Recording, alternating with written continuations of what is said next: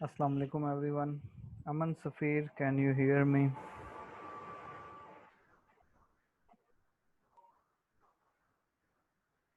Aman Safir. GR Asma Taj, can you hear me? जी अमन। अस्सलाम वालेकुम sir. Yes sir, आपकी आवाज आ रही है। जी, तो आपका माइक अनम्यूट नहीं हो रहा था, राइट? जी सर, आपने लॉक किया था। मैंने लॉक कर दिए सबके माइक्स। आपकी क्लास में भी अभी एक स्टूडेंट आया आयशा के नाम से, जो कि पिछली क्लासेस में भी आया और काफ़ी बदतमीज़ी की उसने। तो मैं नहीं चाहता कि बाकी क्लासेस में भी ये सब कुछ हो, तो इसलिए माजरत आप सब से पहले ही कि मैं आप लोगों के माइक्स म्यूट रखूँगा, ठीक है? और जो आपकी क्लास में लास्ट टाइम हरकत हुई थी वो भी इसी स्टूडेंट ने की थी और बाकी क्लासेस में भी कर रहा है। आई डोंट नो व्हाई, और क्या चाहता है मुझे नहीं पता और ना ही मैं जानना चाहता हूँ। सो आप सबके जो माइक्स हैं वो म्यूट रहेंगे। अगर किसी को कोई क्वेश्चन होगा वो अपना हाथ खड़ा करेगा, raise your hand and I will allow him और her to unmute the mike and ask the question. जिस स्टूडेंट का नेम और रोल नंबर नहीं होगा उसको क्लास में अनम्यूट होने की इजाज़त नहीं होगी नंबर 1 पर। अगर किसी का डुप्लीकेशन में नेम आए या उसको शक पड़े कि ये हमारी क्लास का स्टूडेंट नहीं है या कोई बदतमीज़ी करना चाह रहा है, तो आप उसी वक्त अपना हाथ उठाएं और मुझे बताएं, मैं उसको क्लास में से रिमूव कर दूंगा। कुछ मिनटों के बाद क्लास को लॉक कर दिया जाएगा ताकि शरपसंद अनासर हमारी क्लास में आकर हमें डिस्टर्ब ना करें, ठीक है बेटा? तो once again I am really very sorry कि मुझे आप लोगों की इंडिपेंडेंसी ख़त्म करनी पड़ी, क्योंकि शायद हम लोग आज़ादी के काबिल नहीं हैं। अगर हमें आज़ादी दी जाए तो हम अपनी औकात से बढ़ जाते हैं। तो अगर आप लोगों में से किसी ने ऑब्ज़र्व किया हो तो आपकी क्लास में भी आयशा, सिर्फ आयशा नेम से एक स्टूडेंट आया, और जो कि पिछली क्लास में भी आया और तब भी मैंने उसे बाहर निकाल दिया और म्यूट रखा। लेकिन जब उनकी अपनी क्लास थी उसमें मैंने उनको म्यूट नहीं किया और मैंने उन्हें कहा जो आप कहना चाहते हैं ज़रूर कहें। और आप लोगों से भी है, अगर आप कुछ कहना चाहते हैं आप कह सकते हैं, लेकिन अपनी आइडेंटिटी के साथ और अच्छे अल्फाज के साथ, ठीक है? So we are going to start our activity. जिस बच्चे का नाम आएगा वो अपना हाथ उसी वक्त खड़ा करेगा, जैसे ही वो हाथ रेज करेगा उसका नाम सबसे ऊपर आ जाएगा और मैं उसको अनम्यूट कर दूंगा, ठीक हो गया? अगर कोई बच्चा रह गया इस बार एक्टिविटी में तो मैं जिम्मेदार नहीं होऊंगा, और ये इसलिए दोबारा उनको चांस दे रहे हैं क्योंकि उनके नंबर कुछ लग जाएं ताकि वो भी कुछ कामयाबी की तरफ जा सकें अपने रिजल्ट्स में। और जेन में रखें जो लोग आज प्रेजेंट कर रहे हैं उनको 4 में से मार्क्स मिलेंगे, ठीक है जी? अमन सफीर,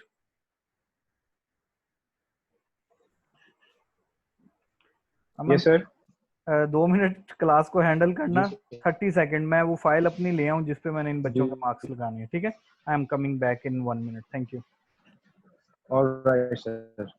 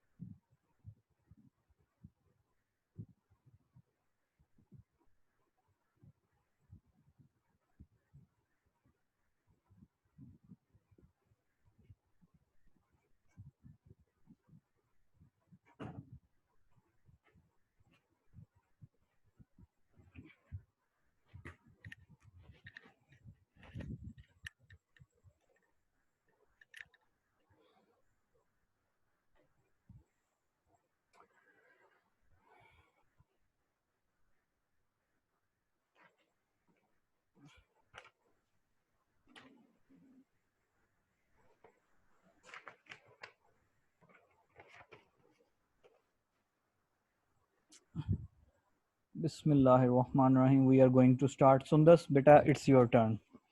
अमन Safir, please keep an eye on everyone के जिसका नाम है वही आए ना, कोई और बच्चा ना जाए। जी बेटा, please continue, floor is yours.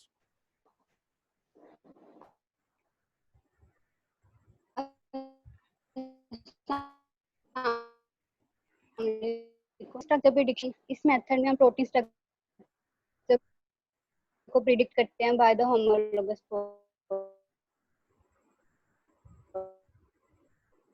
Sequence, जो कि अननोन सीक्वेंस होती है जिसका स्ट्रक्चर हम प्रिडिक्ट करवाना चाह रहे होते हैं। इसमें हमारे पास कुछ स्टेप्स होते हैं। सबसे पहला स्टेप है टेम्पलेट सिलेक्शन। इस स्टेप में हम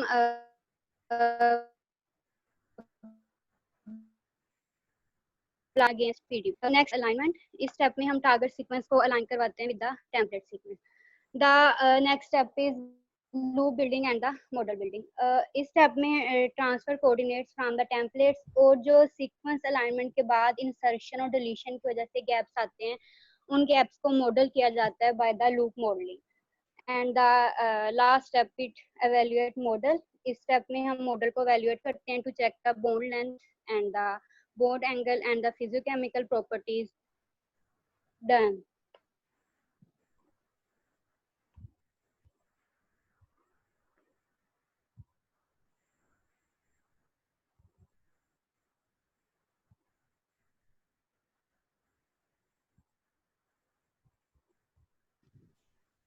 Assalamu alaikum.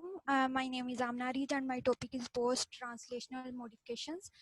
Post-translational modifications में हमारे पास ये ऐसी modifications हैं जो प्रोटीन की ट्रांसलेशन के बाद होती हैं, और प्रोटीन अपना प्रॉपर फंक्शन भी पोस्ट ट्रांसलेशनल मॉडिफिकेशन के बाद ही अपना प्रॉपर फंक्शन परफॉर्म करती है। प्रोटीन का जो प्रोटीन जो होती है वो अपना वो एक्सप्रेस वो अपनी उसकी उसमें स्टेबिलिटी, उसमें रेगुलेशंस और इवन कि उसकी लोकेशन भी यही हमारे पास जो यही मॉडिफिकेशंस होती हैं वही डिफाइन करती हैं। इसकी तीन टाइप्स हैं। ट्रिमिंग में हमारे पास प्रोटीन का कोई पार्ट रिमूव हो जाता है जिसके बाद वो अपना प्रॉपर फंक्शन परफॉर्म करती हैं। इंसुलिन हमारे पास इसकी एग्जांपल है। कोवलेंट मॉडिफिकेशन, ये हमारे पास इसमें हमारे पास कोई भी केमिकल प्रोटीन के साथ कोवलेंट बॉन्ड के जरिए अटैच हो जाता है, देन अपना प्रोटीन अपना फंक्शन परफॉर्म करती है। इसमें हमारे पास फोस्फोराइलेशन, देन यूबिक्यूटिनेशन के अंदर हमारे पास यूबिक्यूटिन प्रोटीन की सरफेस के साथ अटैच हो जाती है। इवन उसके लाइसिन के साथ अपना बॉन्ड बना के वो प्रोटीन को डिग्रेड कर देती है।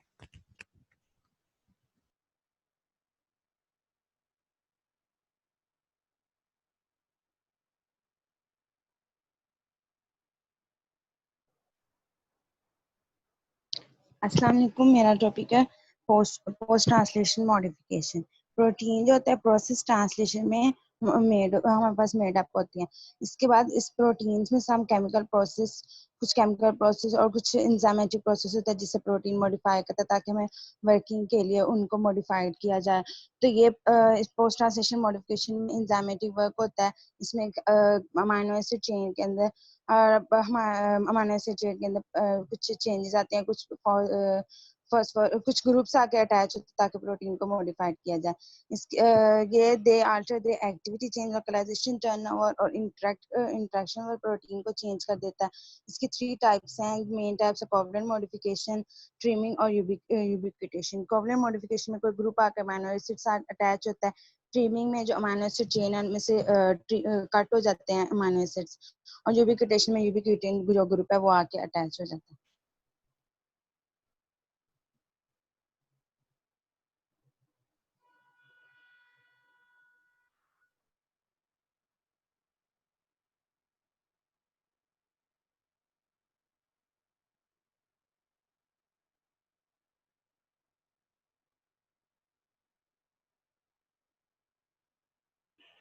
अफशान, मोहम्मद अफशान।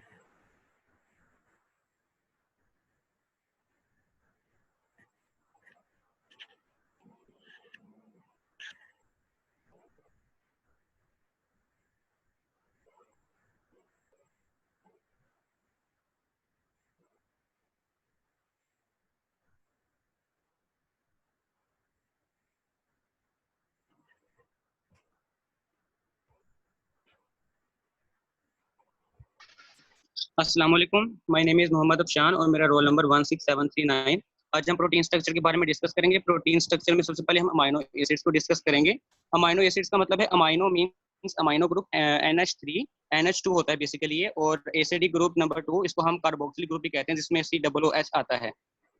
हाँ, अगर हम इन दोनों को ज्वाइन करें तो हमारे पास अमाइनो एसिड बनता है। हमारे पास तकरीबन 300 अमाइनो एसिड्स पूरी जो हमारी वर्ल्ड है उसमें पाए जाते हैं, जिसमें से 20 जो हैं वो ऑर्गेनिक अमाइनो एसिड्स हैं जो कि प्रोटीन को इनकोड करते हैं।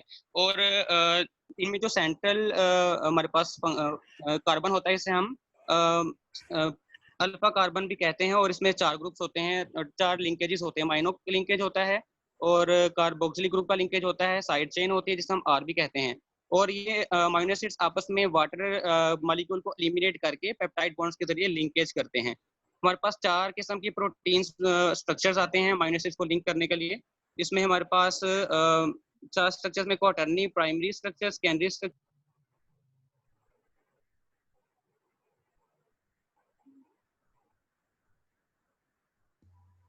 Assalamu alaikum. My roll number is 16725 and my presentation topic is homology modeling. Homology modelling को हम कंपैरेटिव मॉडलिंग भी कहते हैं और प्रोटीन के 3 डायमेंशनल स्ट्रक्चर को प्रेडिक्ट करने के लिए यूज होती है। इसमें हम पीडीबी से सीक्वेंस लेते हैं, और इसलिए कि वहां पर एक्सरे और एनएमआर स्ट्रक्चर अवेलेबल होते हैं। इसमें अगर हमें मॉडल बनाना है तो हम कहेंगे 30% जो सीक्वेंस है उसकी आइडेंटिटी जो है वो होनी चाहिए। इसमें हमारे पास कुछ स्टेप्स होते हैं। सबसे पहले हम इसमें पीडीबी से सीक्वेंस लेते हैं, उसको ब्लास्ट पी करवाते हैं। ब्लास्ट पी करवाने के बाद जो सबसे ज्यादा आइडेंटिकल सीक्वेंस है उसको हम लेते हैं, और वो हमारा टेम्पलेट सीक्वेंस होगा। उस टेम्पलेट को फिर हमने अपने टारगेट सीक्वेंस के साथ अलाइन करवाएंगे। उसके बाद जो है हम बैकबोन मॉडल बिल्डिंग करेंगे, जिसके अंदर बैकबोन जो होती है उसकी पेप्टाइड चेन है वो सिलेक्ट करेंगे। फिर जब सारा प्रोसेस कर रहे होंगे, इंसर्शन डिलीशन की वजह से होल्स क्रिएट होंगे, उसको फिल करने के लिए लूप मॉडलिंग का प्रोसेस यूज करेंगे। फिर साइड चेन रिफाइनमेंट आ जाएगा, और लास्ट पे हम पूरे मॉडल को देखेंगे, जो उसमें मिस्टेक है उसको ठीक करेंगे। हम ये प्रोटीन के स्ट्रक्चर को प्रेडिक्ट करने के लिए यूज करते हैं। अगर सिर्फ हमें होमोलॉग्स फाइंड करने हैं तो अलाइनमेंट करवाएंगे, और अगर हमें देखना है कि उसका स्ट्रक्चरल फंक्शन डिफरेंस क्या है तो हम उसके लिए मॉडल बनाते हैं। Thank you.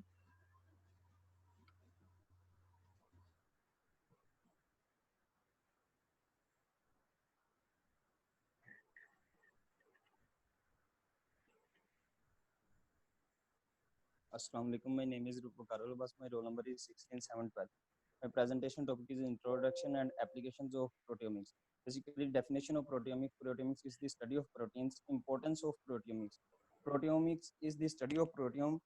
बेसिकली हमारे पास जो प्रोटीन्स होते हैं ये essential and functional parts of molecules होते हैं सेल्स के, और अगर एनी म्यूटेशन अगर होती है डीएनए में तो ये अल्टीमेटली इफेक्ट करती है हमारे प्रोटीन्स को। और benefits of proteins, proteomics is the large scale study of proteins. Proteins are vital parts of living organisms with many functions. The proteome is the entire set of proteins that is produced or modified by an organism or system. Proteomics has enabled by identification of ever increasing number of proteins. Applications of proteins, basic first application is mining. Identification of proteins, इसमें हम identification करते हैं by the catalogs of using the catalogs of proteins. Protein expression profiling, identification of proteins in a particular state of the organism.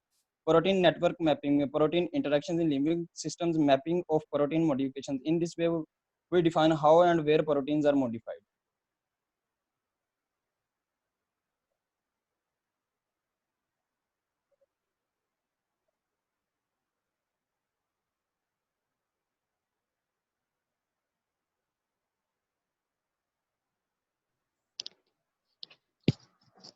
Assalamu alaikum. My name is Aruj Fatma and my roll number is 16744.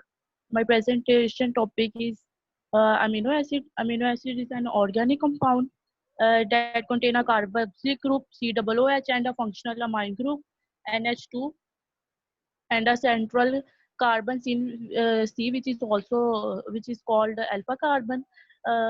It also contains a side chain which designed as a R that are specific to an individual amino acids.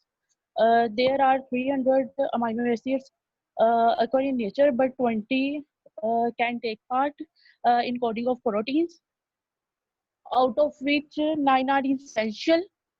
Essential amino acids वो हैं जो हमारी body नहीं बनाती, उसकी example है histidine, and 11 are non-essential that can made by our body, and its example is alanine.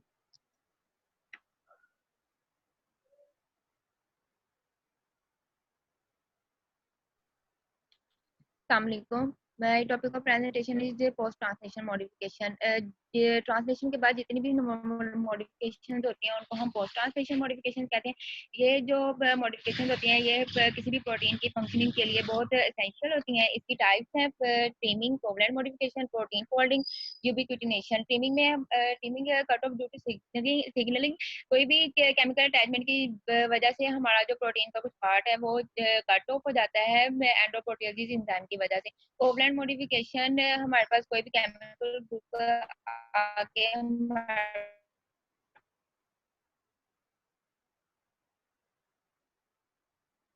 Attach हो जाता है प्रोटीन के साथ। इसमें फॉस्फोराइलेशन हम मैसेज कन्वे करते हैं एंडोसाइटोसिस के लिए या प्रोटीन डिग्रेडेशन के लिए। प्रोटीन डिग्रेडेशन कोई भी हमारे पास अगर प्रोटीन खराब हो गई है या मिसफोल्ड हो गई है तो वो जो है हमारी प्रोटीन हमारी रिमूव कर दी जाती है। इस प्रोटीन इससे जो होता है वो प्रोटीन अपना फंक्शनल एबिलिटी जो है लॉस कर देती है। इसके सम फैक्टर्स हैं सॉल्वेंट, सॉल्वेशन है, पीएच है, टेम्परेचर है और enzyme.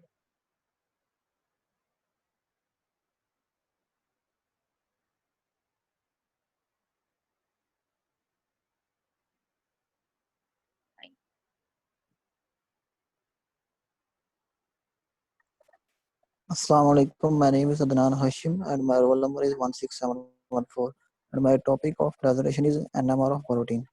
NMR stands for nuclear magnetic resonance spectroscopy, and it is a wet lab technique. It is a wet lab techniques because the sample we have sample in a solution form.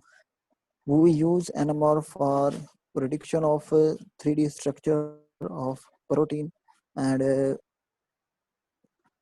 Sir आवाज आ रही है? Prediction we can find ji 3D आवाज आ structure रही of है, you can continue. Okay sir, thank you. 3D structure find कर सकते हैं और इसके अलावा ये NMR involve quantum mechanical properties of central core of atom. इसके अलावा ये it is not suitable for fast phenomena because time scale of NMR is relatively long. इसका प्रोसीजर क्या है? सबसे पहले हम सैंपल को मैग्नेटिक फील्ड में रखेंगे और मैग्नेटिक फील्ड में हम इसके सैंपल को मैग्नेटिक फील्ड रखने के बाद हम इसमें वेव्स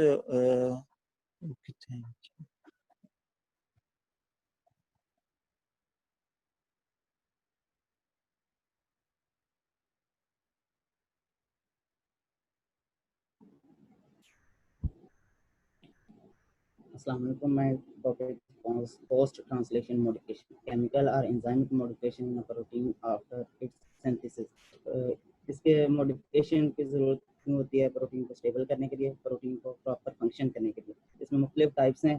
सबसे पहले ट्रिमिंग में जो प्रोटीन इनएक्टिव फॉर्म में प्रोड्यूस होती हैं उनको एक्टिव फॉर्म में कन्वर्ट किया जाता है by the removal of amino acid with the help of endoprotease enzyme. जैसे हमारे स्टोमिक में पेप्सिनोजिन प्रोड्यूस होता है, उसको फिर पेप्सिन में कन्वर्ट किया जाता है। इसके बाद केमिकल मॉडिफिकेशन में methylation addition of methyl group with the help of methyl transferase. इसके वजह से अमीनो एसिड में हाइड्रोफोबिक कैरेक्टर वो इंक्रीज हो जाता है, जिसकी वजह से प्रोटीन की फोल्डिंग इंक्रीज हो जाती है और प्रोटीन स्टेबल हो जाती है। इसके बाद एन एसिटाइलेशन में एसिटाइल ग्रुप के एडिशन हो जाती है। इसके बाद लिपिडेशन में लिपिड ग्रुप एडिशन होती है और प्रोटीन को लिपिड लिविंग एरिया में भेजने के लिए होती है addition.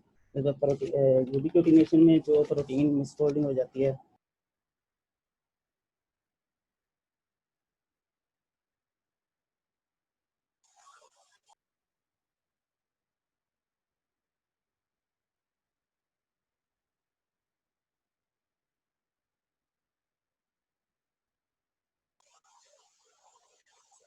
Assalamu alaikum. My name is Zarina Khalil. My topic is classification of proteins. Classification of proteins depend basically on two factors. First, we can classify proteins on the basis of chemical composition and then on the basis of shape. First, on the basis of chemical composition, we have two types of proteins: simple proteins and conjugated proteins. Simple proteins में ये factors आ जाते हैं कि इनमें जो proteins होते हैं वो सिर्फ एक अमाइनो एसिड की बेस पे होती है, उन्हें हम होमोप्रोटीन्स भी कहते हैं। इनमें एग्जांपल ले लेते हैं अल्बुमिन या कैरेटिन की। और दूसरे कंजुगेटेड प्रोटीन्स अपने इनके स्ट्रक्चर में एक नॉन प्रोटीन पार्ट होते हैं, इन्हें हम हेट्रोप्रोटीन्स भी बोलते हैं। इनके एग्जांपल है ग्लाइकोप्रोटीन्स या कीमोप्रोटीन्स। अगर हम प्रोटीन्स को शेप के बेस पे डिवाइड करें तो हमारे पास 2 टाइप्स होते हैं, fibrous proteins and globular proteins. Fibrous proteins वो प्रोटीन्स होते हैं जो पॉलीपेप्टाइड चेन इनकी जो होती हैं फिब्रल्स की फॉर्म में होती हैं।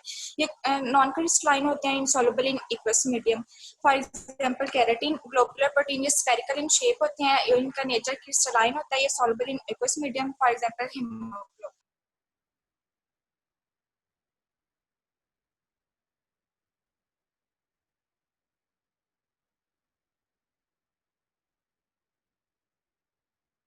बेसिकली स्टडी ऑफ प्रोटीन्स की स्टडी है। आगे इसकी इंपॉर्टेंस क्या प्रोटियोमिक्स की। प्रोटियोमिक्स जो है स्टडी है प्रोटियोम की, इससे इतनी इंपॉर्टेंट है क्योंकि इसमें जो एक्चुअल फंक्शनल मॉलिक्यूल को हम सेल में जो रिप्रेजेंट करते हैं, जब भी म्यूटेशन अकर होते हैं डीएनए में, ये प्रोटीन्स ही होते हैं आमतौर पर जो इफेक्टेड होते हैं, इसी वजह से वो म्यूटेशन आती है। बेनिफिट्स क्या है प्रोटियोमिक्स के। प्रोटियोमिक्स जो है लार्ज स्केल स्टडी है प्रोटीन्स की। प्रोटीन्स जो बहुत ज्यादा इंपॉर्टेंट रोल है हमारे ऑर्गेनिज्म का बहुत ज्यादा फंक्शंस के साथ। प्रोटियोम जो है वो इंटायर सेट है प्रोटीन का जो कि प्रोड्यूस होता है और मॉडिफाई होता है एक ऑर्गेनिज्म और सिस्टम के साथ। प्रोटियोमिक्स हम इस काबिल हो चुके हैं कि अब तक वो हमें जितने भी पढ़ते हैं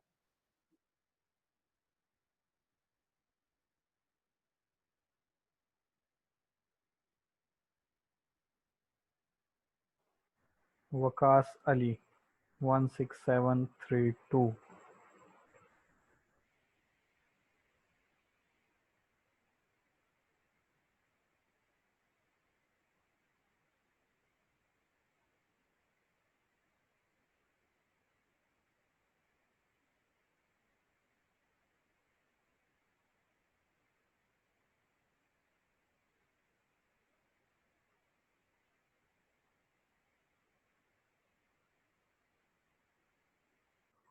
Thank you everyone. If anyone has any question, please raise your hand. According to my data, Bilal and Waqas. Oh, yes, these two guys didn't present, and they will get inshallah 0 marks, hopefully. So anyone has any question, please ask. Aman Safir, any question? No, thank you, sir. Okay. So last time it was very entertaining activity. Students just present very well last time, but in this session, Bilal is here. Aman, I am going to ask. Ji Bilal. अस्सलाम वालेकुम sir मैंने वो first day present किया था। Sir मैंने first day किया था आपने? Yes sir. अच्छा, मेरे पास आपके नंबर क्यों नहीं लिखे हुए हैं? रोल नंबर क्या है आपका? सर 54 जो आपने लिस्ट पे जिसी क्लास के ग्रुप में उसमें है, मेरे मार्क्स लिखे हुए थे। लिखे हुए हैं आपके मार्क्स इसमें? बिलाल। ओके, कितने मार्क्स थे आपके?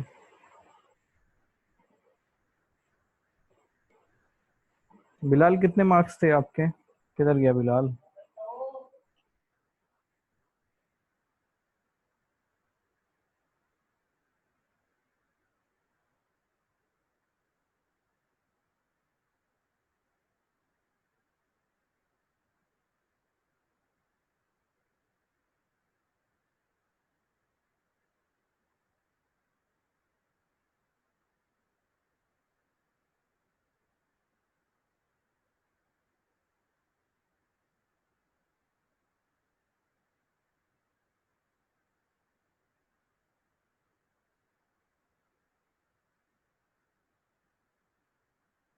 जी बिलाल, कितने मार्क्स थे आपके? सॉरी सर 3 मार्क्स है, आपने मेंशन किए हुए थे 3 मार्क्स।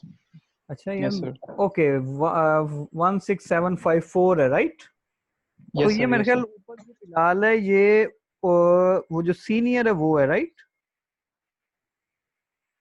क्योंकि एक बिलाल सदीक भी हमारी क्लास में है जो सीनियर स्टूडेंट है right Aman Safir? Yes sir. Okay thank you Bilal. Sorry बेटा, मैं समझा वो आप हो, सॉरी। तो ये वो बिलाल है जनाब दूसरे वाला। ओके सो पहले वाले स्टूडेंट्स ने बहुत अच्छा प्रेजेंट किया था, अभी भी स्टूडेंट्स की अच्छी काविश थी। कोशिश करें बेटा स्लाइड्स में बहुत ज्यादा डाटा मत डाला करें, स्लाइड्स में अमूमन पॉइंट्स होते हैं, बहुत डिटेल्ड डाटा नहीं होता, फिगर्स होती हैं, पॉइंट्स होते हैं, टेबल्स होते हैं। कुछ स्टूडेंट्स ने टोटल विकिपीडिया से कॉपी करके उसे पेस्ट किया होता है, इवन कि वो इतनी भी तकलीफ नहीं उठाते कि जो उसमें ब्लू कलर के हाईलाइट्स हैं वही खत्म कर दें। तो ऐसे मत किया करें, थोड़ी सी मेहनत किया करें, ठीक है। और बहुत अच्छा प्रेजेंट किया सब ने, और तमाम स्टूडेंट्स जिन्होंने इस सेशन में प्रेजेंट किया है उनमें सब बच्चों ने अच्छे मार्क्स लिए हैं, और अगर वो कहेंगे तो उनको उनके मार्क्स बता दिए जाएंगे। Any question?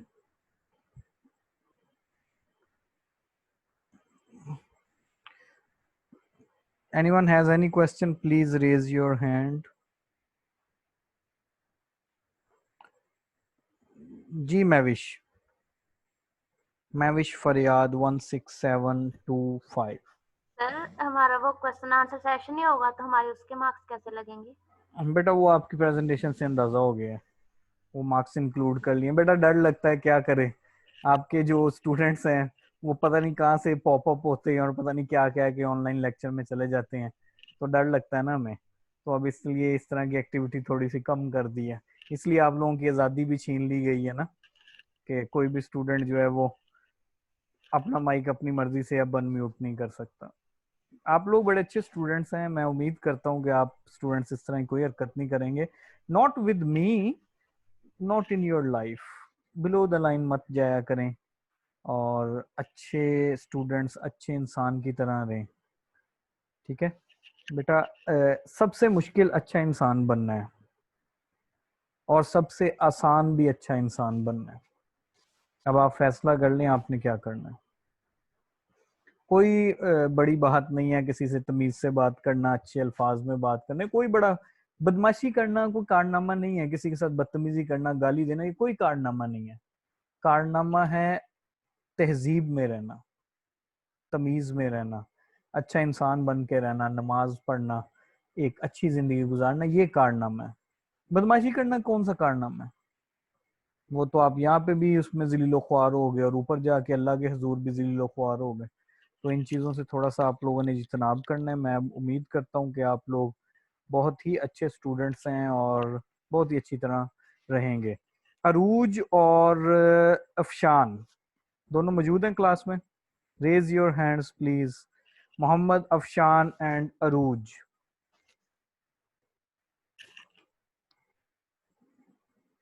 जी जनाब, आप दोनों की असाइनमेंट मुझे क्यों प्रेजेंटेशन सेम लगी? आप लोगों ने एक दूसरे की हेल्प की कि ये कोइंसिडेंस था? नो सर, कोइंसिडेंट है। कोइंसिडेंट है। जी अफशान, ये कोइंसिडेंस है कि कोइंसिडेंट है?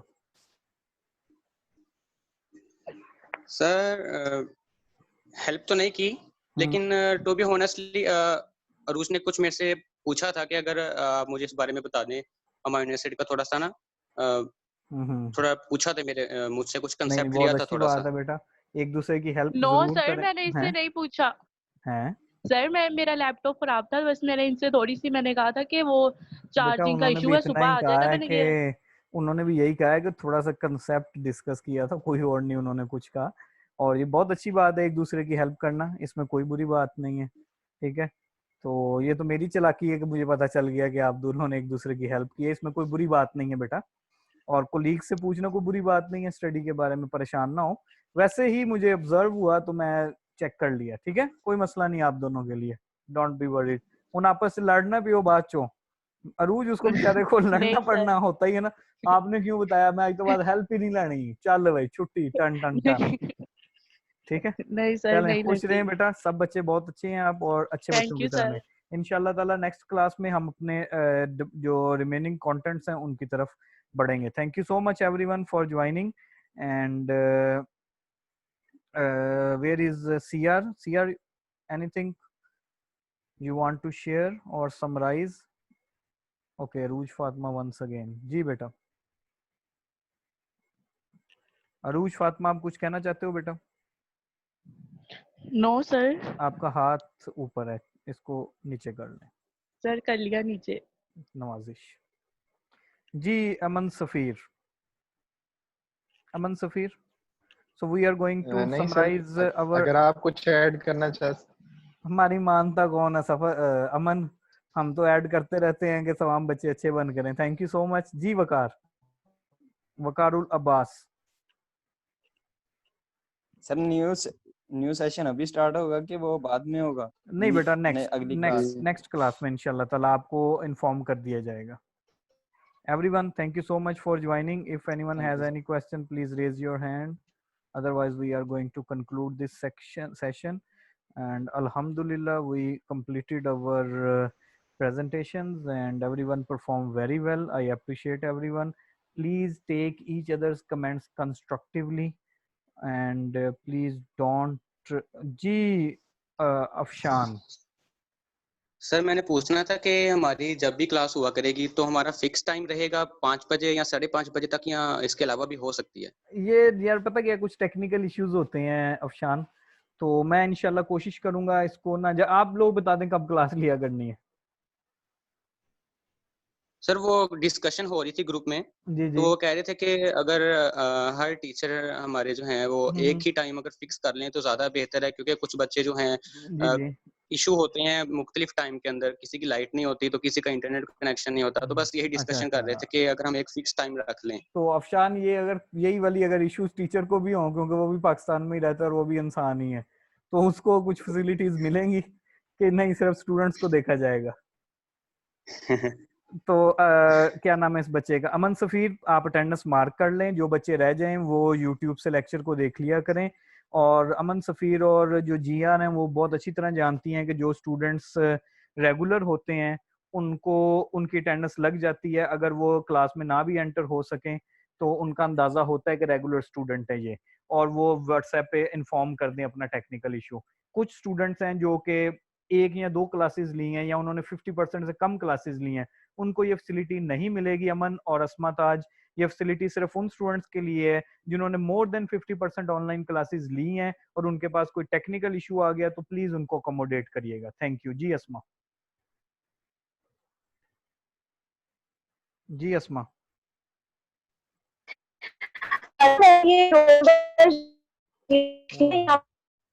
बेटा थोड़ा आहिस्ता।